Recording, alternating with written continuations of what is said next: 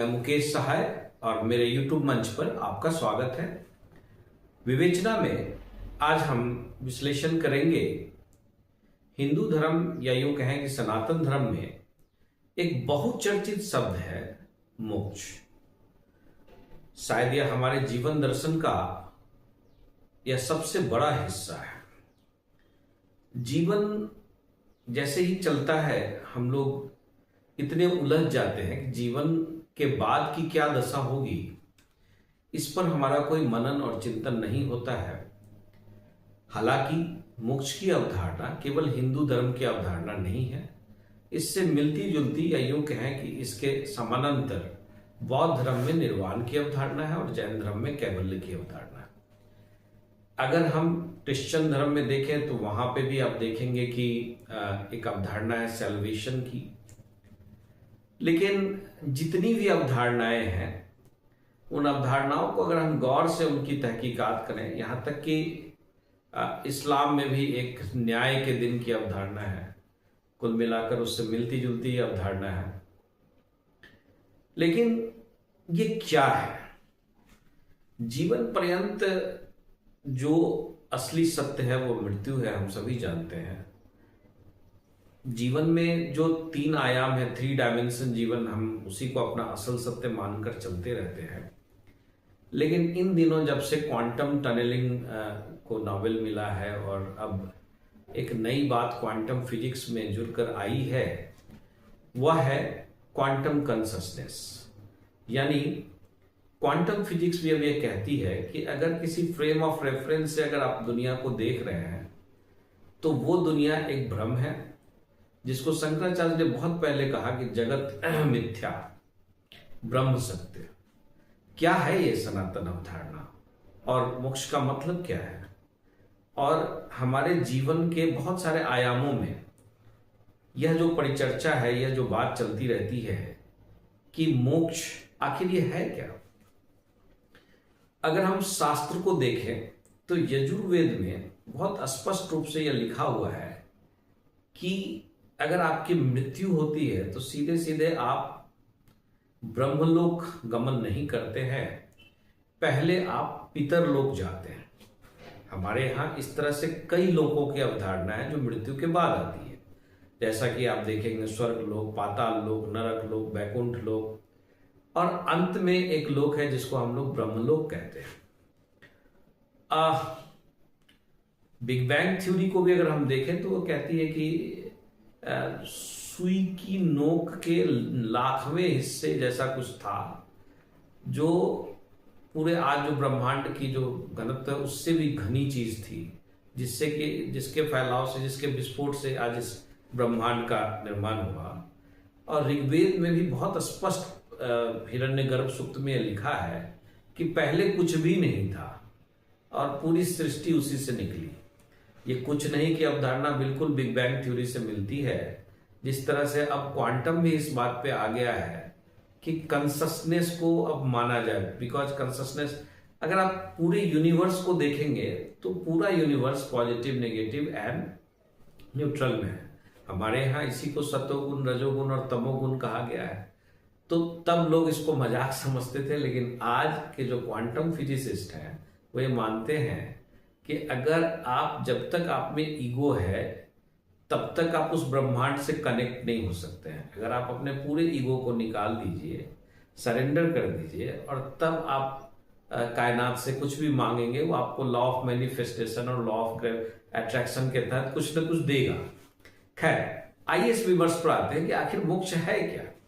हमारे सनातन धर्म में मृत्यु के बाद हमारा जो स्थान है वो पितरलोक है, यानी निश्चित तौर पे हमें मोक्ष नहीं मिला है। और हम लोग ये चाहते हैं, और हमारी अवधारणा भी है कि प्रारब्ध के हिसाब से हमें 84 लाख योनियों में जीना पड़ेगा। कई लोगों को यह सुनकर आश्चर्य लगेगा, ये क्या है। आपने कई लोगों को यह कहते सुना होगा कि हे भगवान, इस जन्म में तो मैंने कुछ भी बुरा नहीं किया, मेरे साथ बुरा क्यों हो रहा है।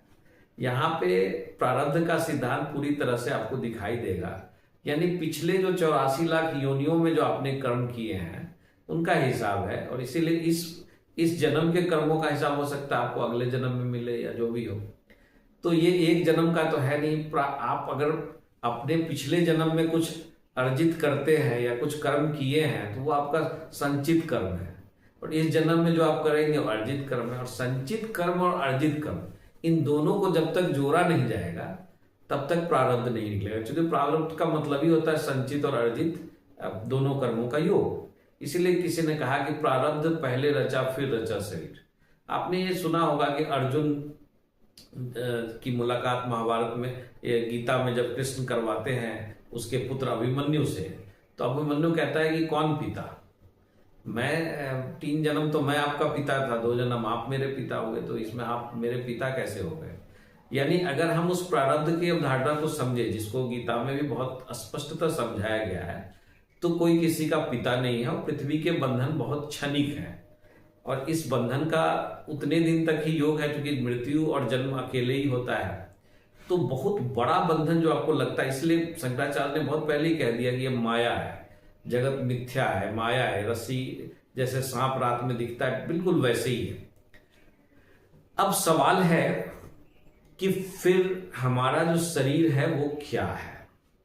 हमारे सनातन धर्म में शरीर को जीव आत्मा कहते हैं, और जीव आत्मा का जो विकास होता है, ठीक है, उसमें हमारे जो इंद्रियां, हमारी जो इंद्रियां हैं, इंद्रियों से सामूहिक रूप से इंद्रियां एक सिस्टम का काम करती है, और वो सिस्टम कुछ ना कुछ कामना पैदा करती है, जिसको आप इच्छाएं कह सकते हैं, या वो इच्छाएं अच्छी भी हो सकती है, बुरी भी हो सकती है। और वो इच्छाएं अगर पूरी ना हो तो वह कुंठा को उत्पन्न करती है, और उस कुंठित अवस्था में किसी व्यक्ति की मृत्यु हो जाए तो वह निश्चित तौर पर उसको मोक्ष नहीं मिलता है, वह पितर लोक में रहता है। और यही वजह है कि पितर पक्ष में हम उन्हें जल देते हैं ताकि दोबारा उनका जन्म हो। वो तब तक दिया जाता है जब तक कि उनका पिंडदान ना हो। अगर हम जैसे ही पिंडदान गया जी में करते हैं तो ऐसा यह माना जाता है कि उनका दोबारा जन्म हो जाता है। अब यह सवाल उठता है कि जन्म और जरा मरण का चक्र ये कब तक चलेगा और क्यों चलेगा, सनातन क्या कहती है, और ये प्रारब्ध का सिद्धांत क्या कहता है। देखिए, ये चक्र तो चलता रहेगा, 84 लाख योनियों तक चलेगा, जब तक कि प्रारब्ध यह ना दिखा दे कि आपके कर्म जो है वो पूरी तरह से ब्रह्मलोक। एक्चुअली होता क्या है, शरीर, जीव आत्मा शब्द का जो अर्थ है जीव और आत्मा, इसमें जीव जो है वो शरीर है, और जो आत्मा जो देख रहा है ये ब्रह्मलोक का है, यहाँ का नहीं है। तो इसीलिए आप देखेंगे आत्मा जो है, इसलिए नैनन छिदंती नैनन दहती पावका, गीता में बहुत स्पष्ट लिखा है कि ना तो इसमें कोई छेद हो सकता है, ना इसमें आग लगाया जा सकता है। आत्मा तो अमर है, और शरीर जो है यह बदलती रहती है, आज एक शरीर में है कल किसी और शरीर में जाएगी। इसलिए आप देखेंगे कि जब यह शरीर बदलती रहेगी तो जन्म और जरा मरण के चक्र में पड़ती रहेगी। वो इसलिए पड़ती रहेगी क्योंकि उसके अंदर माया अभी तक कायम है, माया और मोह से वो अभी निकल नहीं पाई है। तो आप कहेंगे कि ये कैसे वहां तक पहुंचेगी, मोक्ष जाने का रास्ता क्या है। देखिए, रास्ता तो 3 ही है, या तो कर्म मार्ग के माध्यम से आप मोक्ष की प्राप्ति करें, या ज्ञान मार्ग के माध्यम से प्राप्ति करें, या मोक्ष मार्ग के माध्यम या भक्ति मार्ग के माध्यम से। 3 ही मार्ग है, ज्ञान मार्ग, कर्म मार्ग और जो भक्ति मार्ग है। अब आप कहेंगे ज्ञान मार्ग क्या है। ज्ञान मार्ग है जब आप यह समझ लेते हैं कि आपके शरीर की कोई अहमियत नहीं है, ब्रह्मांड जो ब्रह्म है यह उसी का विस्तार है, और ये बहुत छोटा सा, ये बहुत क्षणिक रूप है। यानी जीव में जो असली चीज है वो आत्मा है। जैसे ही आत्मा अपने असल स्वरूप का ध्यान करती है, इस पूरे जगत को वह मिथ्या समझने लगती है, और जैसे ही जगत का मिथ्या समझने लगेगी वो नाम स्वरूप से सिर्फ उसी ब्रह्म का ध्यान करेगी, और उसके लिए दुनिया में कोई चीज उसको दिखाई नहीं देगा उसके ब्रह्म स्वरूप के। और इसीलिए आप देखेंगे कि तुलसीदास ने एक जगह पे कहा है कि सिया राम में सब जग जानी, करहु प्रणाम जोड़ी जुग पानी। यानी इस सृष्टि में सभी लोगों को आप सिया राम में समझिए, कोई किसी से कम नहीं, कोई बड़ा नहीं, कोई छोटा नहीं, क्योंकि सब उस प्रभु का ही विस्तार है। अब आप कहेंगे कि भाई दूसरा कौन सा रास्ता है, कर्म मार्ग क्या है। आपने किसी बीमार व्यक्ति को देखा होगा, और कई बार वो बहुत हेल्पलेस होता है क्योंकि उसको कोई मदद करने वाला नहीं होता है। आप देखेंगे एक आदमी हॉस्पिटल गया, उसने कहा कि मैं इसका इलाज करवाऊंगा, और उसने उस कहा कि ये बात उसको पता भी नहीं चलनी चाहिए कि किसने मदद किया। तो मेरे हिसाब से उस आदमी ने वही काम किया जिस परमात्मा को जो ध्यान कर रहा था। तो उस आदमी का यहाँ पे वही वो रोल हो गया जो परमपिता का है। तो इसलिए यहाँ पे वो उसके अपने कर्मा में पॉजिटिव वो ऐड कर पा रहा है। इसलिए दान मार्ग को सबसे बड़ा माना गया भारतीय दर्शन में। हमारे यहाँ आज भी कर्ण को इसलिए माना जाता है, महादानी माना जाता है, और उसका अपना एक अलग ही स्थान है इतिहास में।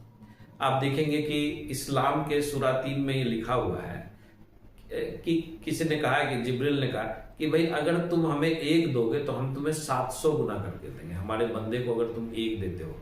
और आप देखेंगे कि पहले के जमाने में जो धन्ना सेठ लोग होते थे, बिरला या अलग अलग लोग, वो बहुत सारे धर्मशाला या बहुत सारे दान पुण्य का काम किया करते थे, और संभवतः इसी वजह से आज भी उनकी महिमा कम है। तो अगर आप कर्मा को ठीक करना चाहते हैं तो आपको ये समझना होगा कि सृष्टि, पूरी की पूरी सृष्टि, चाहे पशुओं की हो चाहे मनुष्यों की हो, वह सब उसी की देन है। और अगर उसमें कोई कमी है या उसमें कोई बाधा आ रही, उसमें मैं किसी तरह का अगर मदद कर देता हूं, यही मेरा कर्म मार्ग है, और शायद इससे भी मोक्ष की प्राप्ति हो सकती है।